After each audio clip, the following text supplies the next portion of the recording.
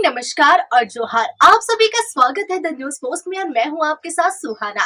खबरों में आगे बढ़ेंगे। आज के झारखंड की तमाम 24 बड़ी खबरें और महत्वपूर्ण खबरों से रूबरू कराएंगे, लेकिन इससे पहले अगर आपने नहीं किया है द न्यूज पोस्ट को सब्सक्राइब, तो सबसे पहले आप हमारे चैनल को सब्सक्राइब करें, बेल आइकन पर क्लिक करना ना भूलें, क्योंकि इससे आपको राज्य भर की तमाम अपडेट मिलती रहेगी। तो चलिए शुरू करते हैं आज की महत्वपूर्ण खबरों से। पूरे देश भर में भक्ति भाव से रामनवमी मनाई गई है। झारखंड में भी रामनवमी की धूम देखने को मिली।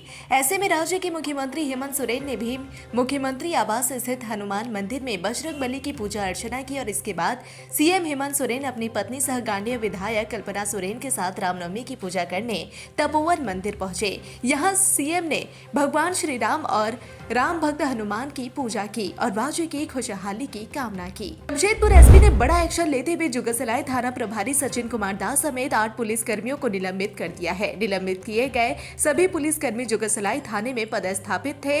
निलंबित किए गए पुलिस कर्मियों में थाना प्रभारी inspector Sachin Kumar Das, sub inspector दीपक महतो, तपेश्वर बैठा, शैलेंद्र नायक, कुमार सुमित, मंटू कुमार के अलावा 2 कांस्टेबल शैलेश कुमार और शंकर कुमार शामिल है। दरअसल 14 मार्च को होली के दिन एमई स्कूल के पास से गुजर रहे कपाली थाना प्रभारी और स्थानीय युवकों के बीच रंग लगाने को लेकर विवाद हो गया था। इस स्थानीय युवकों ने सेना के जवान सूरज राय अपने चचेरे भाई विजय राय के साथ वहां मौजूद था और जवान सूरज ने जुगसलाई पुलिस पर आरोप लगाया था कि थाने में लाने के बाद उसके और उसके चचेरे भाई के साथ बदसलूकी और मारपीट की गई। सेना में कार्यरत होने की जानकारी देने के बावजूद भी पुलिस ने उसकी पिटाई कर जेल भेज दिया। जोनल आईजी की जांच रिपोर्ट के बाद डीजीपी के निर्देश पर जमशेदपुर एसपी ने पुलिस कर्मियों पर यह कार्रवाई की है।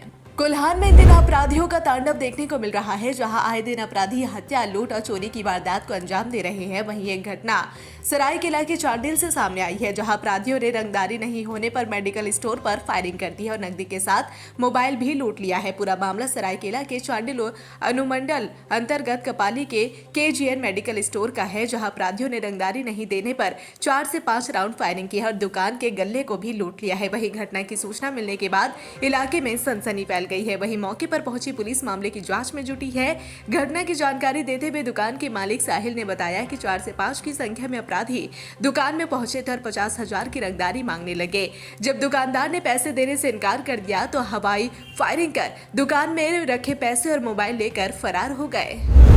पूरे देश में प्रभु श्री राम के जन्म के अवसर पर रामनवमी पूरे देश भर में धूमधाम से मनाई गई और राम भक्त पूरे उत्साह के साथ पूजा पाठ किए। तो वहीं श्री राम भक्त हनुमान जी की भी लोगों ने उत्साह के साथ पूजा की है। तो चलिए आज हम आपको झारखंड के एक ऐसे गांव की चर्चा करेंगे जिसका हनुमान जी के जन्म से गहरा संबंध है। गुमला जिला का आंजन गांव आज हनुमान जी की जन्मस्थली के रूप में लोगों की आस्था और विश्वास का केंद्र बना हुआ है। आज रामनवमी के अवसर पर इस स्थान पर लोगों की भीड़ उमड़ जाती है। प्रकृति की सुंदर वादियों के बीच ऊंचे पहाड़ों पर स्थित यह स्थान हनुमान जी की जन्मस्थली होने का कई प्रमाण देता है। प्रशासन की ओर से इस स्थान के विकास को लेकर लगातार प्रयास किया जा रहा है। साहिबगंज जिले के बरहरवा में रामनवमी के शुभ अवसर पर लगने वाला भव्य मेला व शतचंडी महायज्ञ का जय श्री राम जयकारे के साथ शुभारंभ हो गया।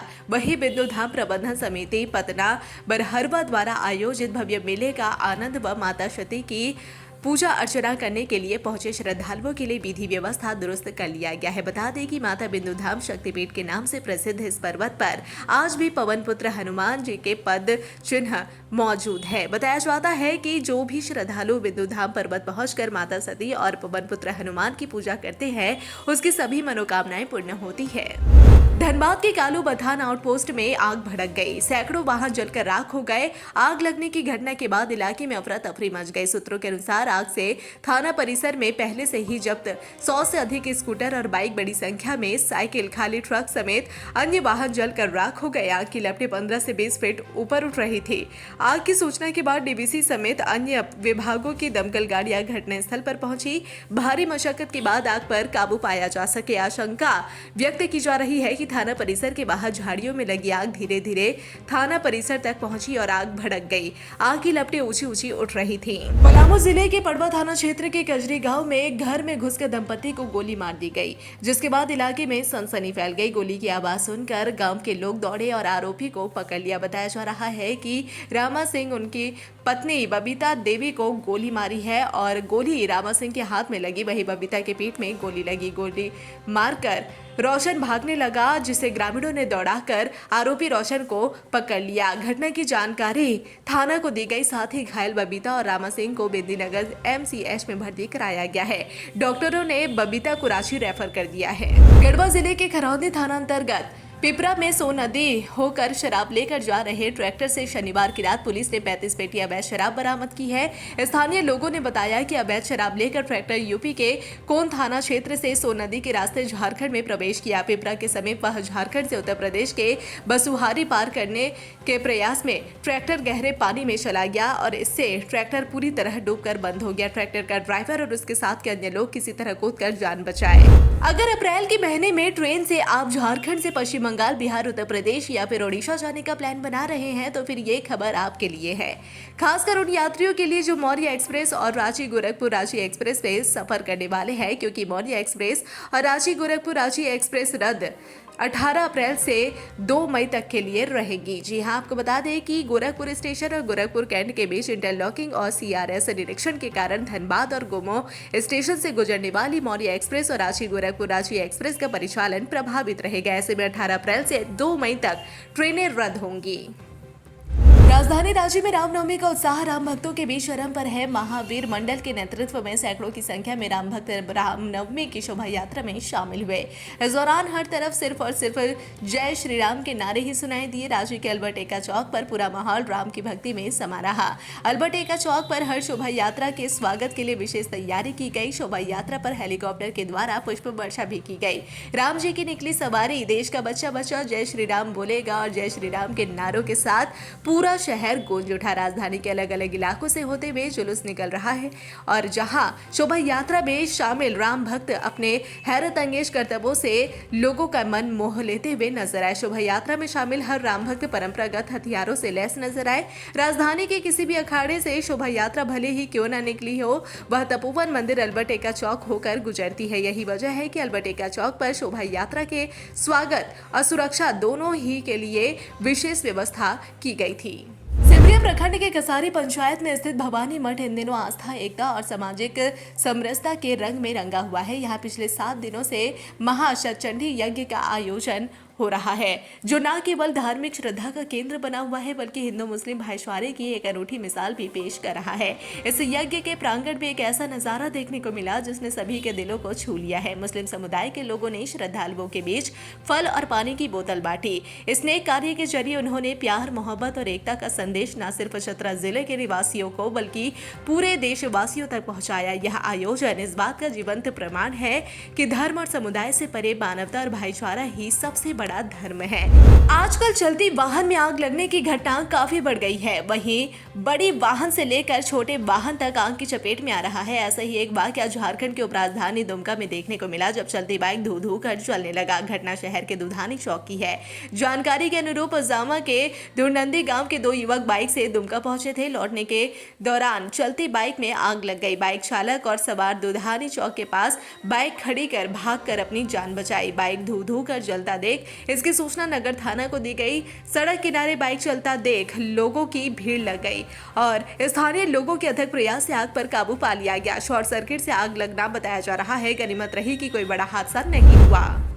इन दिनों IPL के मैच चल रहे हैं और देश भर में मैच में सट्टा विभिन्न ऐप के जरिए लगाया जा रहा है और इसी में से एक है ड्रीम 11, जिसे आप मैच की तय राशि देकर एक टीम बना सकते हैं। अगर आपकी टीम बेहतर पोजीशन कर रही है तो आप लखपति या करोड़पति भी बन सकते हैं। प्रतिदिन देश के कोने कोने में 1 करोड़पति बन जाते हैं। तो यही कारण है कि करोड़ों लोग ड्रीम 11 में तय राशि लगाते हैं और इस खेल में करोड़ों ऐसे भी हैं जिनका पैसे को खेल में लग जाता है लेकिन वापसी की गारंटी नहीं होती। लेकिन इसमें आदि प्रतिदिन पैसा लगाने से परहेज नहीं कर पाते। इसका दुष्परिणाम भी अब सामने आने लगा है। ऐसे निराश जो गेम खेलते रहते हैं अब वे ठगी के शिकार बनते जा रहे हैं।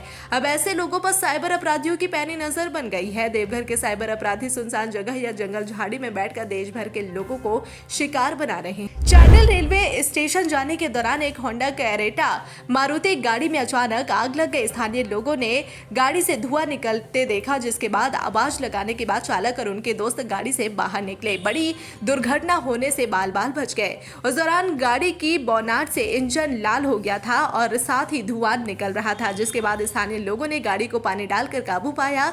चालक द्वारा बताया गया कि कुछ दिन पूर्व गाड़ी की सर्विस कराई गई थी और गाड़ी में कूलन की कमी होने की वजह से एसी में हिट हो जाने से आग लग गई थी। समय रहते ही आग पर काबू पा लिया गया। भीड़ भाड़ जगह होने की वजह से बड़ी दुर्घटना होने की संभावना थी। गुमला सदर थाना क्षेत्र के अंजन रोड में एक कार में अचानक आग लग गई। बताया जा रहा है कि गुमला जिला मुख्यालय से आज रामनवमी के दिन पूजा करने के उद्देश्य से कुछ लोग जा रहे थे और तभी मंदिर पहुंचने से कुछ देर पहले ही कार में शॉर्ट सर्किट हुई, जिसके बाद कार में अचानक आग लग गई। हालांकि किसी व्यक्ति को कोई नुकसान नहीं हुआ, लेकिन कार पूरी तरह से जलकर बर्बाद हो गया। घटना की जानकारी मिलते ही अग्निशमन विभाग की टीम पहुंच गई और आग को बुझाने में लग गई। इस घटना के बाद कुछ समय के लिए सड़क जाम हो गया और आवागमन भी बाधित हो गई। घटना को लेकर लोग थोड़ा बहुत आपस में चर्चा करते हुए नजर आए।